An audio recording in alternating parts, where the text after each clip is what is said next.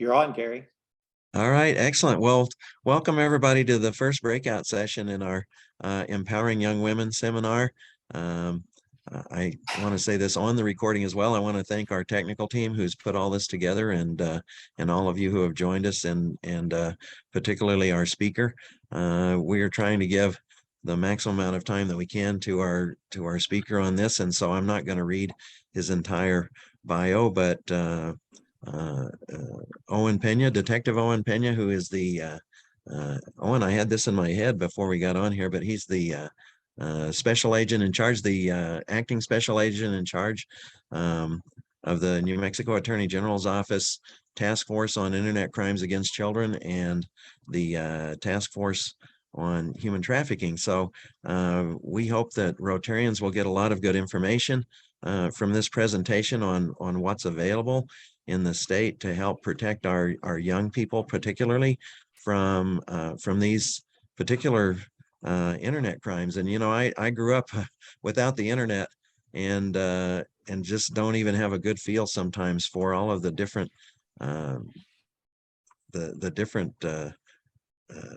traps that are out there for young people. But I think after you see this presentation, you'll realize and recognize how important it is to protect our young people from some internet predators. And also, Owen, I'm sure you're going to tell us about what we can do and where we can go to get more information and to report these things and to get help when we know that we need them. So Owen started working for me when I was the Attorney General of New Mexico, and has been there for I think 12 years now, if I recall, Owen, or maybe a little bit more. I'm getting ready to go on 12 years. Yeah. And these task forces are something that's led by the Attorney General's office, but include law enforcement across the state, and the task forces work with nonprofits and other organizations too to protect our children. So Owen, I am going to turn the program over to you, and you'll give us lots of information. We anticipate having 15 or maybe more minutes at the end of the program for questions. And so I will reiterate, if you have a question, you can electronically raise your hand, or when we get to the question period, I'll try and be aware, and so will Jesse, to if you wave your analog hand too, we'll try and see that. So Owen, please proceed. Welcome everybody, and I'm really appreciative for Mr. King to kind of make me sound as good. But he did give me my start. I love this job. I've moved up now to where I'm in charge of the human trafficking task force and the internet crimes against children here in New Mexico. I'm even considered the New Mexico ICAC commander, where I control everything that deals with these two things. So first of all, go ahead and change the slide. Just to give you guys what our mission statement is here in New Mexico. It's the internet crimes against children, and I'm so used to saying ICAC, so when I do say ICAC, that's what that means. It stands for Internet Crimes Against Children. Us law enforcement, we like to abbreviate everything and make it shorter, so that's what we do. So the ICAC task force program helps state and local law enforcement programs develop an effective response to anything that really has to do with child exploitation, child sexual exploitation over the internet or through electronic communication devices. We have even stepped, and I'm sorry about this slide, we've even stepped away from calling it child pornography to child sexual abuse materials, or what we call CSAM. And again, the program was created to help forensic and investigative components provide training, technical systems, victim services, and basically community education. Speaking about community education, when Mr. King was like saying that he's not really up on the whole internet thing. So we've found out that a lot of parents aren't either. So what we rolled out, Apple gave us like 30 iPads. So what we did is we loaded up those iPads with 30 to 40 different apps that they're using today, that the kids are using. And so what we do is we take that out. Some of our education people will roll that out, and they'll go take these iPads to to parents and let the parents get hands-on with those apps so they understand what those apps do, what those apps are, you know, what they should be looking at on their children's apps when they do it. Some of these apps do hide stuff, so we are able to show the parents where to go to find the hidden stuff. So that's just one of the community education things we do. We would be more than happy if the Rotary Club reached out and wanted that program brought to them, so we could show, you know, the Rotary people how these apps work, because that's the biggest thing, is letting the parents, grandparents, everybody, family members know how these predators are communicating with the children here in our community. So it's one of the best programs. Again, you know, honestly, this started, the ICAC task force started in, basically it's been running since 1998. So that's kind of where the inception of it was. And then it just progressed on. We became, Mr. King could probably, I think we took it, I think the Attorney General started with ICAC task force back in 2007, I think is when the first when it first came to the Attorney General's office. And we've been moving on ever since. Go ahead and change the slide.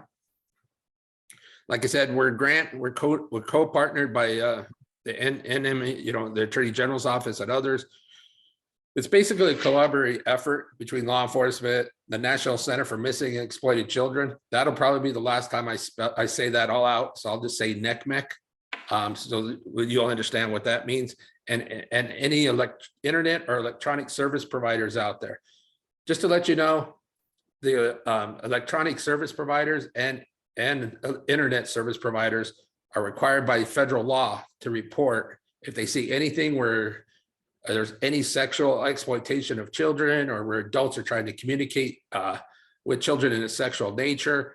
They are required by federal law to send that to us through it, and that goes through the national, or that goes through NECMEC.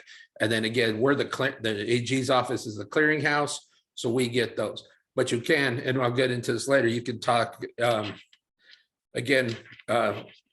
We can talk about how they works with that. Next slide. So so the task force, this is what we do. We assist other task force agencies. We have what's called affiliates, and they're basically law enforcement across the state. We currently have 90 affiliates that we're connected to. So if there's a case in Roswell and we don't have an agent that's available to go there, we'll send we'll reach out to our partners in the Roswell PD, and they will work the case. So there's always somewhere, because we're not a big, we don't have a lot of agents to work this, so we rely heavily on our affiliates. We do reactive investigations. Those are mainly the NECMEC tips that I told you about that gets reported. We also do proactive undercover operations like chat, peer-to-peer, and that. And we also do forensic examinations of all digital evidence. We have the leading forensic examiner in the state. His name's Angelo Rivera. He's a disabled vet that we got through the HERO program that actually came through when Mr. King was Attorney General. So so we were able to get the HERO grant. We still have him. Even though he's a full-time employee now, he's not on the grant anymore, but he is the leading digital forensic examiner in the state now. And then we take all incoming calls through NECMEC, Polaris, which is for human trafficking, and just the public calling in, and then again, going out and educating everybody. Next slide, please. So this is a cyber tip line.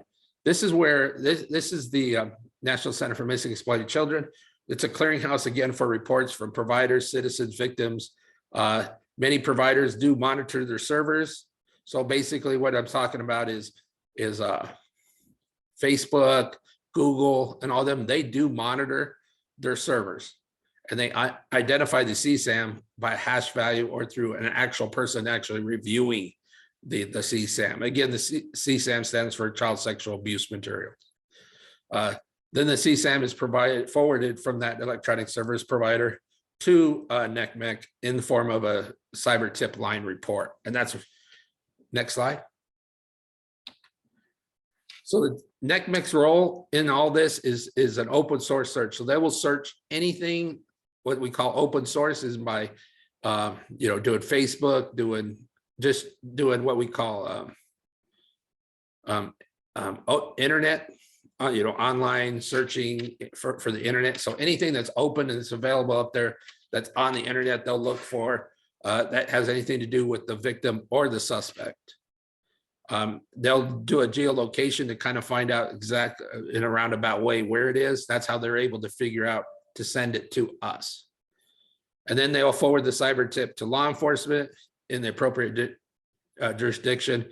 And then it's kind of routed through all the regional task force. So they'll look for it if it comes to New Mexico, whether it's the victims in New Mexico and the suspects in a different state, or the suspects in New Mexico and the victims in New Mexico, then they'll just forward it through us. And then we go through it and we do all the legal stuff with our lawyers and everything like that to find out exactly where where the suspect or the victim is located. Next slide.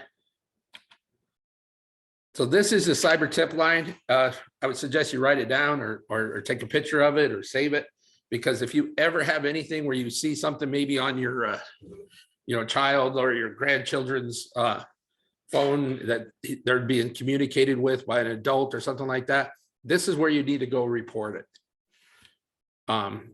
I would report it always to them first. I will put a caveat out there that do not attempt to call the suspect and warn him, because he's going to get, so when we do a case that's involving an adult trying to communicate with a juvenile, we lose a lot of our evidence because, and I get it, the parents and the grandparents, they're all upset that they're trying to communicate with their child. And so they can call them and give them a peace of mind. But as soon as they give them a peace of mind, that suspect is getting rid of all the evidence that we need to use to actually get them and prosecute them. I mean, Mr. King knows that it's kind of hard to prosecute when you don't have no evidence on the other side. So we lose a lot of cases, or we can't prosecute a lot of cases because we see a general pattern in where the parents, and rightfully so they should be upset, are calling the suspect and giving him a peace of mind. And so by the time we get, then they report it to us, then we go out there, and then we don't find anything on his phone. So if anything, just report it to the cyber tip line or call directly into your law enforcement. Try not to have any interaction with the suspect or the person who's doing it. So, but this is a good place to send your anything you see that's bad. If you see something on the internet that's really looks bad to you, cyber tip line is where to report it. If it comes back to New Mexico, we will get the cyber tip and then we will work it. Next slide. That's it for ICAC, because really ICAC is a lot of just stuff coming through the National Center. So we get all our information and we get all our cyber tips from them. So it's very little. Again, a lot of it is proactive. We're always scouring the internet. There's not really a whole lot that businesses should look out for. Just more, it's going to be more on the human trafficking side for businesses. For ICAC though, that's why it's kind of just short. We're always scouring the internet, so we're always watching. We're always there. We're always communicating with the guys who want to meet up with a child and have sex. When they show up, they see that they're not the little girl that they were planning on meeting. We're guys in vests and guns and badges, and they're really disappointed that day. So we're taking care of that part. The only time we have anything to do with businesses with ICAC is if the suspect doesn't work for a business and we're going to the business to pull computers or stuff like that. So for that part, just keep a lookout. If you have anything to report, just report it to the cyber tip line. So this is the one probably where businesses are going to be more involved, because you're going to see it. You're going to see it in the form of either sex trafficking or labor trafficking, more than likely in labor trafficking. So again, the New Mexico Human Trafficking Task Force was a grant that again was co-partnered with us and LifeLink and with the FBI, HSI, U.S. Attorney's Office, and many, many others. It's a collaborative effort in between law enforcement and service providers to do this statewide. And we've seen a big increase in this because of the stash houses where the legal immigrants are coming in and being stashed. We're finding a lot, HSI or Homeland Security is really running into a lot of this. Again, we need to do is prevention, prosecution, and protection. Again, victim-centered rescue and long-term retaliation. Again, we received the grant in 2015. And again, for trafficking, it's always more aware to be aware of what's out there and what you're seeing. Next. Again, this shows how the New Mexico Human Trafficking Task Force has connections to victim services. You know, we work with identified victims. We provide legal and social services. That's what the victim services do. Law enforcement, we collaborate with other agencies, and you know, we investigate those. Awareness, again, this is where it's going to be more important with businesses, is awareness, is just knowing what to look for and knowing what's out there or how they're trafficking these people, whether it's sexual trafficking or labor trafficking. Again, it's just, and I'll give you some places where you can reach out and if you do see it and you're aware of it. And then the protocols we created, and we evaluate protocols all the time. We're always changing those on handling human trafficking situations. And then we provide training throughout the whole state on human trafficking. We do have a community one. We've never really done one for businesses, so this is kind of a first for us, is just to do one for businesses. We generally do it for communities and law enforcement, but it's not something that we wouldn't be up to, is maybe creating a business one so we can center it more on what businesses should be looking for. What if it comes to their business? That's something until this opportunity to come and present to you guys, we never really thought about having one for businesses, but it's something that we're actually thinking about now. Go ahead and next slide. This is what this is our ICAC and Human Trafficking Task Force. And sorry about that, I left off the trafficking part.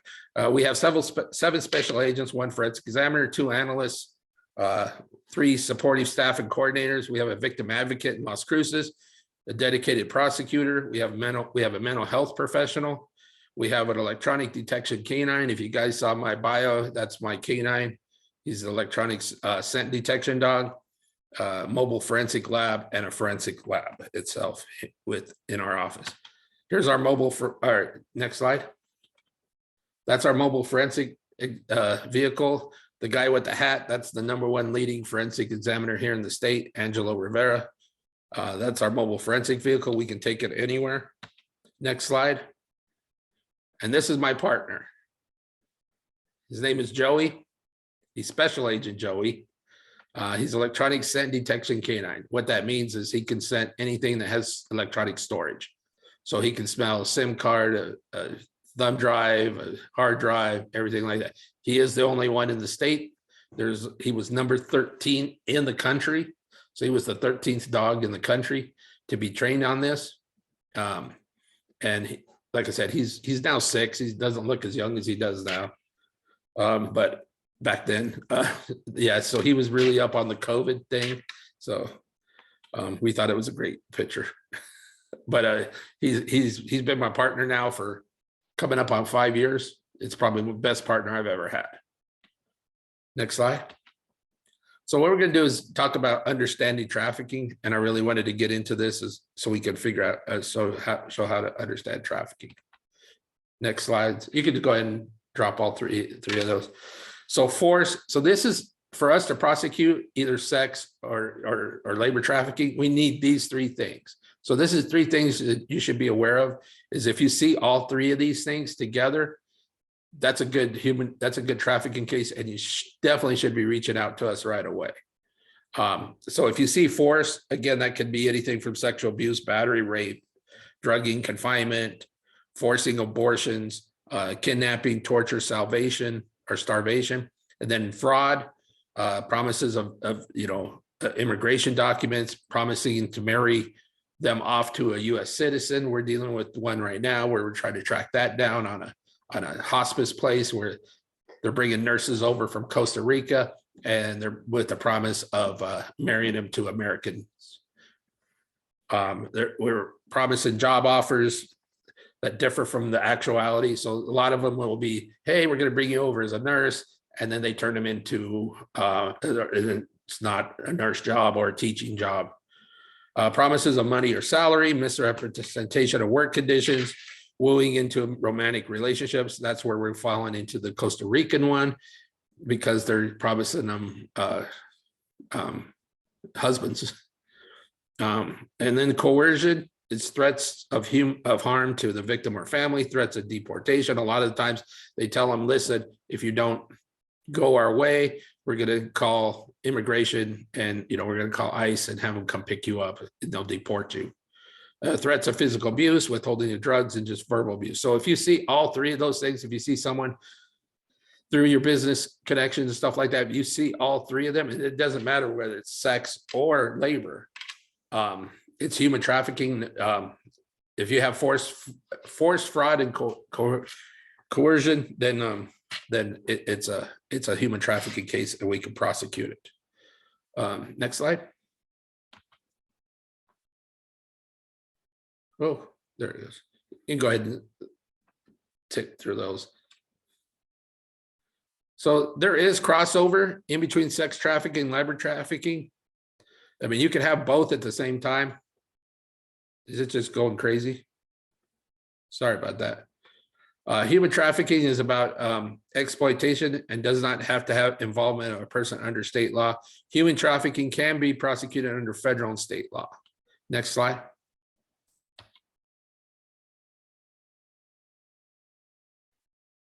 So trafficking can occur anywhere. Cities, towns, pueblos, neighborhoods, schools, foster, group home shelters, malls, and parks, and online social networking.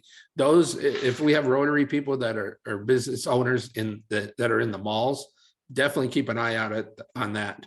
A lot of we've seen now is a lot of the traffickers are creating those little kiosks in the middle of the malls, and then they're forcing these workers that they brought over illegally to work them. And sometimes you'll notice that they work hours upon hours upon hours out there, and you see them, they never get a break. So we're kind of even watching our malls here in Albuquerque real closely, because we're starting to get some kind of response that they're forcing them to work at these kiosks. A victim can be trafficked without ever leaving their home or community. They can be trafficked by making them get online and do online fraud stuff. So just remember that it can be anywhere. Next slide. So we're going to talk about labor trafficking. So we're going to talk about, and this is probably where Rotaries will probably see more of it, is in the labor trafficking. Just remember, trafficking versus smuggling. Trafficking is not voluntary. It entails exploitation of a person, need not entail physical movement of a person, can occur domestically, is a crime against the right of each person to be free from involuntary servitude. Smuggling is voluntary, individually, typically contracts to be taken across a border, ends after the border crossing. So, the trafficking is one, also when they're here and they're making them do it, the smuggling is getting them here. So it is, we're seeing a lot of it because we're getting a lot of the, like I said, the stash houses here now in New Mexico. Next slide.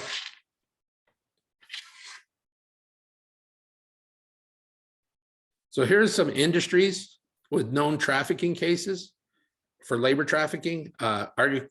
Agricultural, manual labor, of course, domestic servitude, restaurants and food services. Do not be surprised the restaurants aren't involved in that, or they're getting their help from one person who's providing workers. That's probably, if you see a guy that basically drives up, drops off workers to get into a restaurant or a hotel, that might be trafficking, because you do have the trafficker who's just kind of showing up with the people that he's making them work, and then he's taking the money and if he is giving him any money, it's probably, if you see peddlers or begging going on, that could be a part of it, especially if you see they're kind of up here. We've already started seeing and I know APD's working on it, is or Albuquerque Police Department is working on it, is you see a lot of the beggars have the same sign and they're kind of like, coordinated. We're starting to see that a lot, and they're starting to look into that as possibly being late as a labor trafficking. The sales crews, the ones that show up, and they got all these sales and stuff going on. Hospitality and the tourist industry, again, that's where you'll see sometimes we've gotten a few calls in lately from towns in New Mexico, and generally the rural towns, where a van's driving up and dropping off a crew of ladies to work at the hotel, and then he picks them up and leaves with them. Nail salons are also high in, you would not believe it, but they're very high in labor trafficking. Fairs and carnivals, when the fairs and carnivals come into town, you got to keep an eye out on those fairs and carnivals, because a lot of them also do that with the work. Gas stations, cleaning services, and the number one probably labor trafficking spot, which does have a crossover into sex trafficking, is massage parlors. So what we're looking at doing is and we're trying to get across is we might be trying to create a program to where we go after the a lot of the people who rent to these massage parlors, these people that own buildings, they rent these to these massage parlors. They know what's going on. So we're going to try to put it to where, hey, listen, be careful who you're renting to, because we could be going after you. So it's a civil thing that the AG's office is looking at. It's called a landlord program, to where, hey, landlords, you need to be more aware of who you're letting set up business in your property. So it's a program that we're starting to look at. Our civil division is starting to look at it. Was there a message that came across, or do we want to wait till the end, Jesse? I think there's something came across in the chat. Yeah, there's a couple of questions, but I think, why don't you go ahead and move on, and we'll have time to get to them, I'm sure. So they're good questions, but some of them I think you're going to answer anyway. So okay, go ahead. So yeah, let's go next one. There we go. Or yeah, one more. There we go. So this is elements of trafficking a child under 17 and under. Again, the actions are transporting, enticing, recruiting, harboring, providing, obtaining, maintaining, and then by any means the force, fraud, and coercion. And then the purpose of all of child sex trafficking is commercial sex acts. So there are programs out there, I mean, out on the internet that we try to make people aware of, that where it's just like I mean, you can probably even find it on Craigslist. For the longest time, Craigslist was allowing basically prostitution go on their ads. If you knew what words to look for and stuff, they've really clamped down on it. But again, they moved, we were able to shut down back pages, because all that was just a prostitution Craigslist basically. And then so the government was able to shut down back pages, but there's others that pop up. They're hidden. They keep them pretty well, but we've been noticing we'll do an op to where we're trying to we do a couple different ops. We do ops where we try to capture the Johns who are coming to meet with an underage girl for sex acts. And then we also do ops to where we pose as Johns and try to get the underage girls. And the main reason for that is to provide them services. So it's more of an education, and we get doctors and medical staff and all our people who deal with, like LifeLink and Dream Center, and try to get them help. So we do one op that's like, hey, we're going to go after the Johns and arrest them. And then we do one where we're trying to rescue these either children or adult women that are in this commercial sex trafficking. And then we hopefully we could get them to tell us who's trafficking them or who's their pimp, and we go after them. But we never arrest the victims because they are victims. Next slide. Child sex trafficking can occur. They basically work in sexually oriented businesses. You'd be surprised that some of the massage parlors, those workers also are underage. Producing, buying, selling, or trading child pornography, buying, selling, or trading children for sexual exploitation for anything of value, and children engaging in sex acts to acquire food, clothing, or shelter, and just any online advertising for childs for sex. Those are the ones we try to do the rescue ops on, and our rescue operations, and the fake child modeling agencies, which we're seeing an increase in. So if you see a guy pops up with a kiosk somewhere or a business somewhere where he's looking at just children modeling and doesn't include adult modeling and just children modeling, be very aware of those businesses, because they're probably using it to try to get more sexual explicit images of children to sell over the internet. So those are starting to pop up. We've taken one down already. Next slide. Oh, sorry about that. Sorry, Jesse. Next slide again. There we go. So the individual factors are history of child abuse, neglect or exploitation in a new unfamiliar location, a runaway, disability, mental illness, mental health, homeless, low self-esteem, truancy, poverty or limited resources, delinquency, language barriers, substance abuse, very much a distrust of authority. That's why we partner with LifeLink and Dream Center. Foster care, adolescent development, stigma, and discrimination. Next one, Jesse. Next slide. There it goes. There we go. So remember, when they're preying on children, the traffickers prey upon children because they are easier to manipulate and deceive. So we see a lot more preying on, children trafficking, because again, they are so vulnerable. I mean, most of them, sometimes when they're in these situations, they lack any kind of family support whatsoever. There's significant familiars and school disruptions. The parents are either, in alcohol or substance abuse. There's a lot of exposure to domestic violence. There's just not a lot of care and basic needs like food, clothing, and shelter. So they get preyed upon by these traffickers very easily. And the kids themselves have a very large physical or sexual abuse history. Next slide. So here's recruitment. Like I said, there's tons of recruitment opportunities over the internet. Computer, tablets, laptops, smartphones, they're just everything. That is always changing, always changing. What's bad is any social media platform can be used to traffic, especially with teenagers. They're never without their phone. They're always attached to it. Gaming or electronic devices, the internet. So we've also seen an increase, not necessarily here in New Mexico, but nationwide, where these traffickers are now communicating with these children through their video games. So they're on live online, Xbox Live, and they're communicating, and then they start working. So just to let you know, we went last year. Yeah, it was last year. We went down to Santa Teresa and to talk with them, with the AG, to talk to them about the massive increase coming. What we didn't know was ICE over there in El Paso was able to find that the coyotes or the traffickers or the smugglers were bringing kids and women and children and illegal immigrants across by Santa Teresa.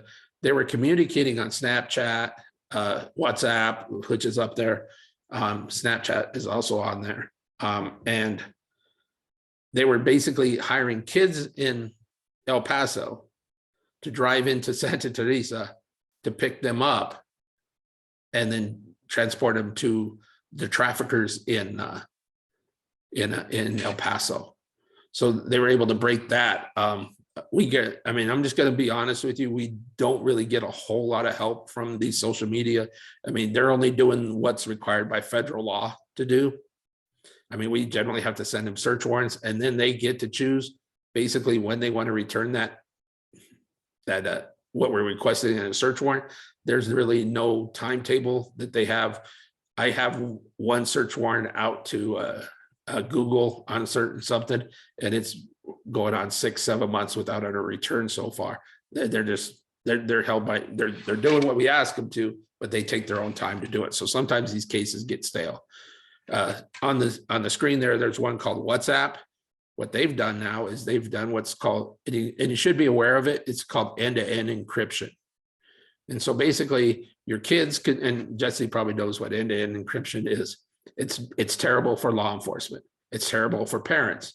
It's terrible for anybody who wants to watch what their kids are doing. Because basically, if the kid doesn't give it to you, you're not going to be able to see it because it's encrypted on their side and it's encrypted on the suspect side. That's what it means end to end. It means one on one side, one on one. It's encrypted, the messaging and stuff like that. So we're finding out Apple's now, I think iPhones are now are going to end-to-end encryption too. So it's getting really hard for us to get this stuff. So if you do see it on your kids' phones or anything like that, take pictures of it with your phones, because by the time that gets shut down, we may not be able to get it back. So just be aware that end-to-end encryption is becoming a real popular thing amongst these apps. And they blanket it underneath your privacy, but it's really a detriment to law enforcement. Next slide. Again, they use technology for recruitment. Technology has facilitated exploitation of children. 95% of teens have access to a smartphone. That's probably even higher now. I would have to assume that was in 2018. So we're now in 2022. I would have to say probably 99.9% of teenagers, if not 100%, have access to a smartphone. 45% say they are actually constantly on the internet. Again, I would have to say that's probably, and seeing that was 2018 and then COVID hit, I'm sure that those numbers went way up to be on the internet because they were always home, especially when, schools were virtual. I imagine they were probably on the internet more than they were listening to their teachers. Technology can be used to reach children anywhere, anytime, and traffickers use it to their advantage. Again, there's a little graph on the side there showing how this all works. And again, this is from the Pew Research. Next slide. Again, these are industries with known trafficking cases for sex. Again, there's a commercial sex prostitution, escort services or brothels, massage parlors, big one, child pornography, internet-based commercial sex. Again, the fake modeling agencies, child pornography, restaurant, bars, truck stops. Truck stops are big with sex trafficking. Sexual-oriented businesses, hostess, and strip clubs. Next slide. So here's the community factors. So this is your characteristics may increase risk. So just a reluctance to believe trafficking occurs in their community. A lot of it is like, oh, that's not happening in our community. It's happening in every community, large or small, rural, doesn't matter. It's there. You just, again, hopefully we can give you some awareness to where you can kind of be like, maybe this is. And again, we will take a maybe it is and look into it. We guarantee that. We will look into it. So even if you think, maybe it is, I would rather have a maybe it is and look into it and find out it isn't than not reporting it and find out it really is. So no. Owen, can I jump in for a second? Because there was a question, and this is a really good place to talk about this. Somebody asked how would they approach and talk to somebody that they think might be a victim of trafficking? And my gut feeling is that you probably don't want to do that. You probably want to report it to the authorities, and you've given the numbers to do that. But can you talk a little bit about if you think that you're seeing a victim of trafficking at your local truck stop or something like that, what should you do? Just report it. I'll show you, even if you don't want to get, I mean, you can, with us, if you report it to the AG's office, you can remain anonymous. If you really just didn't, if you felt like, I wouldn't approach him because you may see the victim. You might be, oh, there's a victim of human trafficking, but you don't know where the trafficker is. And traffickers are generally not nice people. They carry guns and stuff like that. So I would definitely suggest do not approach them. Either report it to the AG's office, or I'll show you later on. I'll give you the connections to LifeLink and Dream Center, especially if it's a child. Report it right to Dream Center, because that's really what Dream Center is for child trafficking. Provide, and they'll provide resources. And if they think, and if you report, even if you don't want to report it to us and you just want to report it to LifeLink or report it to Dream Center, they will get a hold of us if it's directly to us, if they think this is a real bad human trafficking incident, because they generally provide the rescue services. LifeLink and we'll find them all the help they need and give them that stuff. And I'll go over that a little bit later, but definitely Well, let's make sure we get to that, because we've got about maybe 5 or 6 more minutes for presentation and then questions. So yeah, let's yeah. make So sure these we will get be to that. posted. This right, Jesse? These slides will be That is posted. my understanding, yes. Yeah. Okay. If not, you can reach out to us. We can get you this presentation. Again, next slide. We'll go through some of these real quick. This is where they recruit from, and just those, anywhere. Courthouses, you wouldn't believe it, but they recruit from them. Shelters are a big one. Juveniles getting right out of juvenile detention. So next slide. Who are the traffickers? Traffickers can be anyone. They could be men, women, parents, family members, neighbors, boyfriend, girlfriend. Anybody can be a trafficker. Don't think just because they're their parents or their neighbors or whatever, they can't be traffickers. But yes, they can be, even their employers. Next slide. Why is it difficult to identify victims? Because victims may not be looking to be rescued. A majority of them don't. Victims may be misidentified by social service agencies. Victims are mislabeled as criminals instead of victims. They're always victims. We never refer to them as a criminal or a suspect. We always refer to them as victims. Technology can disguise the real age of a victim. Next slide. Traffickers train the victims to tell lies and false stories. They do train them. The victims are also trained to distrust authority. Victims may be running away from something worse at home, and traffickers maintain a physical or psychological hold over the victim. Next slide. There's a lot of signs on how you can identify them. There's physical signs, there's behavioral signs, academic signs, use of traffic related injuries or language. Here are some physical signs. Again, I'm not going to go through all of them. There's branding, tattoos and stuff like that. Labor and malnutrition is a big one. So you need just to look out. And again, hopefully they'll post these so you all can see these definitely all these different. Next slide. Again, here's some more. Their academic environment for them. Next slide. Here's some more physical signs of human trafficking. I think next slide. Oh, sorry about that. I'm going the wrong way. Here we go. So here you go. Recognize all kids are at risk of exploitation. There's no such thing as a good kid or bad kid when it comes to exploitation.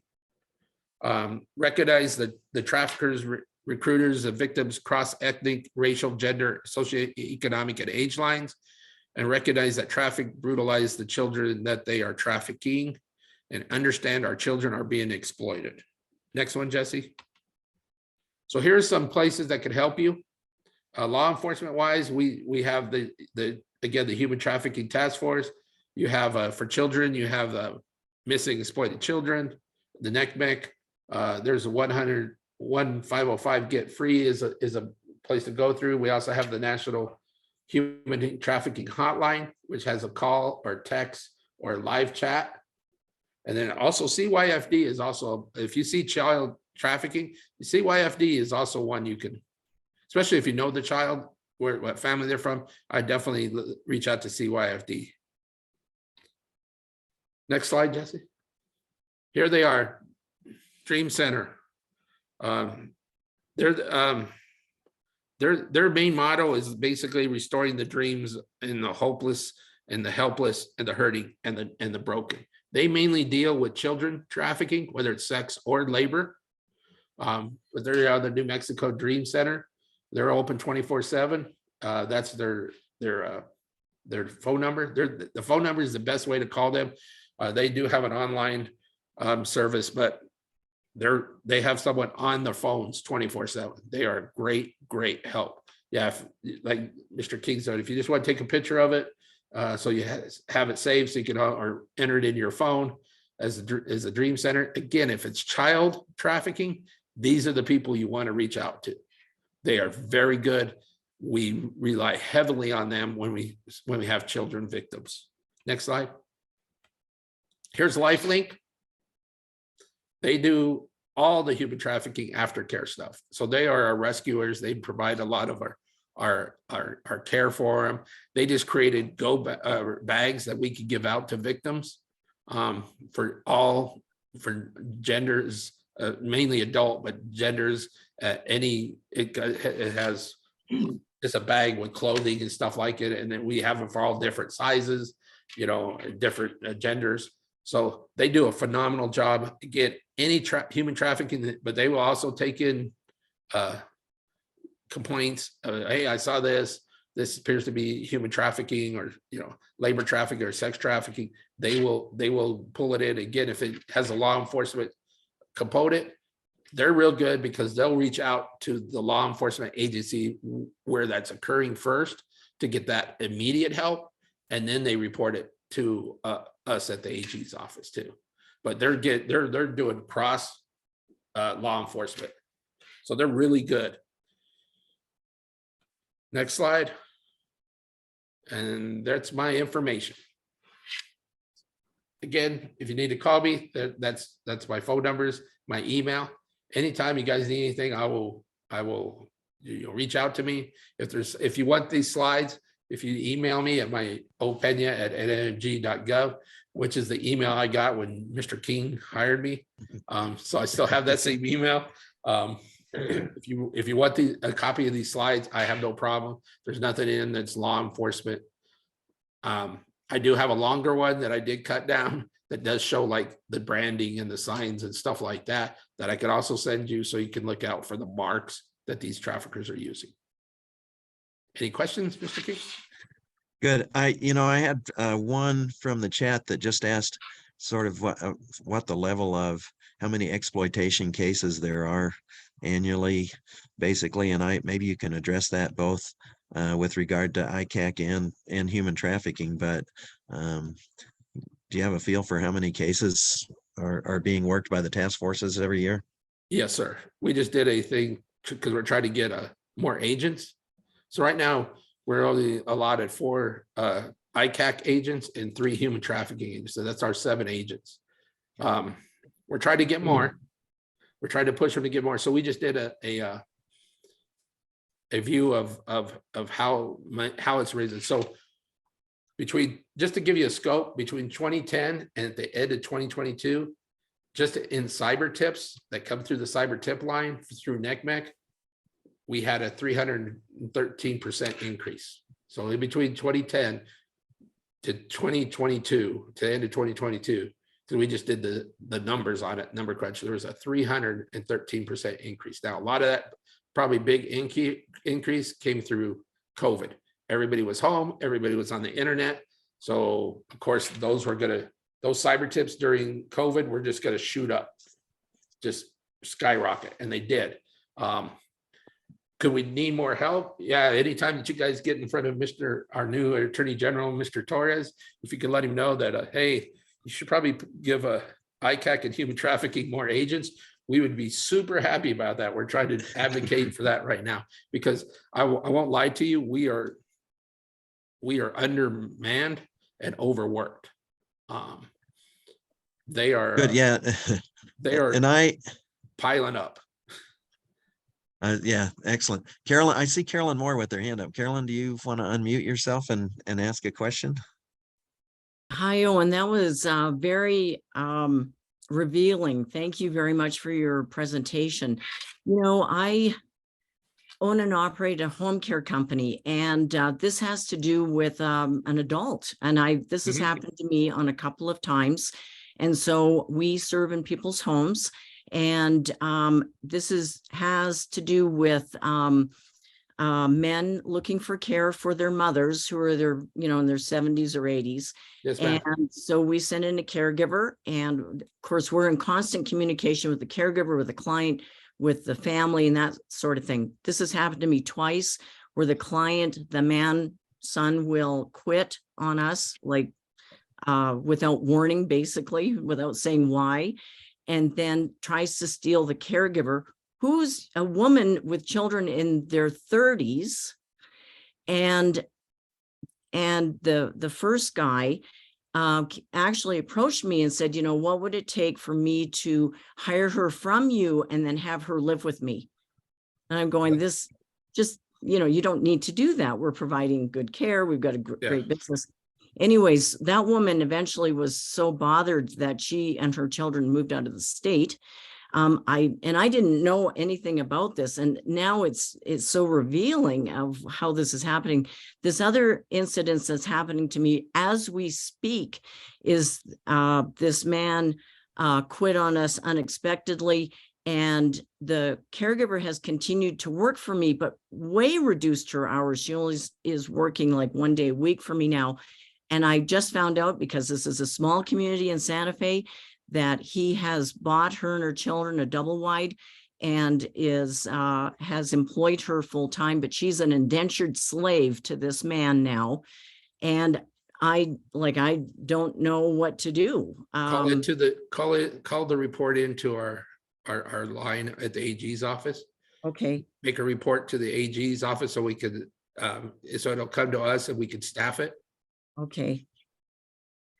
And this business about, she probably is not looking to be rescued, but on the other hand, she's now trying to get my other caregivers to work for him, under the scope. Yeah, she's a recruiter.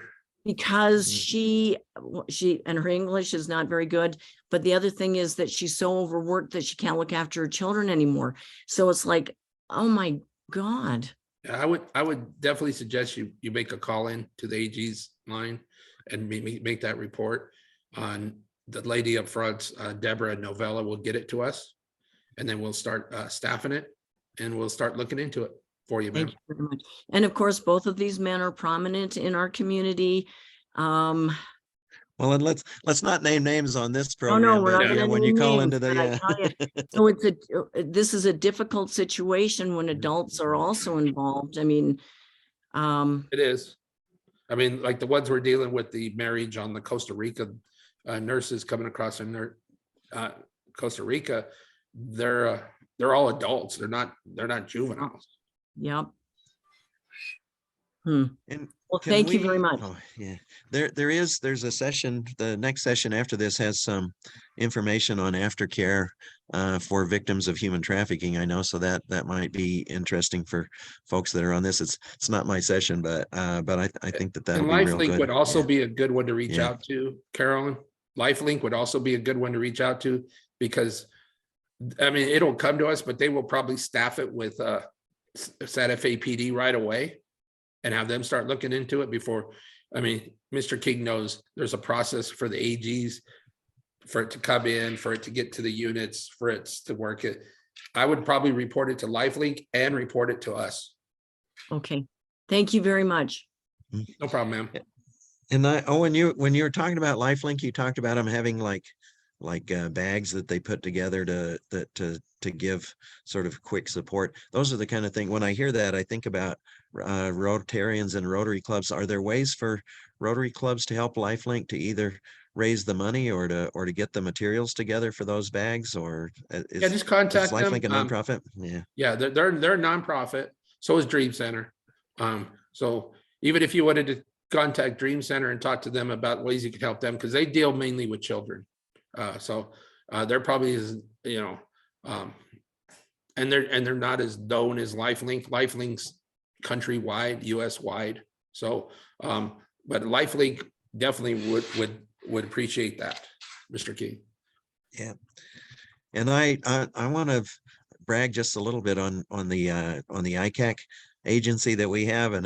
And we didn't have a sniffer dog that could sniff out hard drives whenever I was in the AG's office. That's amazing. But we the Internet Crimes Against Children trained law enforcement officers can take a photograph of a child who's being abused, and oftentimes can get information from that photograph that helps them lead back to where the child is. And our agency, when I was there, and I'm sure still have been able to actually track down victims, or to find, okay, there's a victim in Illinois or something, and they contact Illinois law enforcement and say, we have information that we think leads us to believe that this child might still be being abused and is in Illinois. The agencies work together across states and have done a good job at identifying victims and rescuing victims quite often. Yes. Yeah. Any picture has, unless, like if they take a picture with a cell phone, your location data is attached to it unless you got your location services off. Sometimes that's not even 100%. I mean, Facebook, of course, you know, they're not super law enforcement friendly. They do scrub that data off Facebook. But what we've now been able to get around a lot around is we have a basically an AI service, Clearview AI, which basically looks at a picture of a person and it will scour all across the internet to find either that same face or likeness of faces. So we were actually able to track down a student because they posted a picture on their Facebook of the child we're trying to identify here in New Mexico, but they had moved.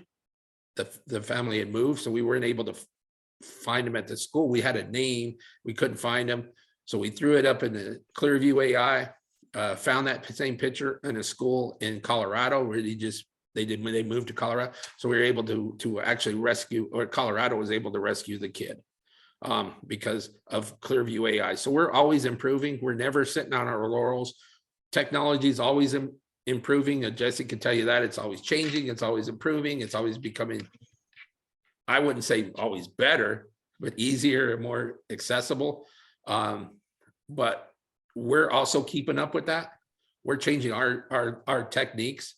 We're also training law enforcement throughout the whole state on these changes. And we are the #1 go-to place for internet crimes against children in this state. And thanks to Mr. King, who started it all for us, we wouldn't be where we are if it wasn't for him. Yeah. Well, and I actually, you might address this too. You alluded to it, but one of the things that I learned that's very important is don't let your children have a computer in their bedroom or their gaming box in their bedroom where you can't monitor it. Because of the sophistication of kids, you need to have them when they're on screen time, when they're online, all of those things where you can monitor, at least sort of look over their shoulder every once in a while. And if you want any of this, like our iPad trading thing we do with parents, if you want that brought to you, just send me an email and I'll give it with our 2 ladies that do take this program out and take it all over the place. That they take it all over the state. So if you want this, any of our programs that we offer or any kind of more further education, just reach out to me on my email and I'll be able to assist you with that. And to connect to that, I posted his contact information in the chat for anybody to pick up. Thanks, Jesse. Good. So I think we're pretty much at the end of our time, Owen. That's a lot of information, and I made Owen cut it down a little bit. He has even more information, but he pointed this out. If you're a Rotary Club and you're interested in a presentation like this, you should reach out to the task force because they have an educational arm. I think maybe we had a question in here about is this available in the schools? I know when I was there, we tried to do presentations in the schools. All kinds of things on. Yeah, all school has to do is reach out to us.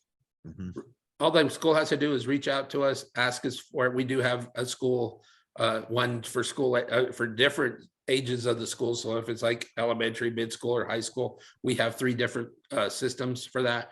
And our girls and they do a great job. Our education ladies get out there and do a great job. So they've done it all over the state. It's very informative for the kids, but we're trying to push it more to the parents now to be like, hey, you need to be aware this is what's going on your kids' phone, tablets, gaming machines, stuff like that. Teresa has her hand up. Oh, okay, go ahead. I think we got a minute or two.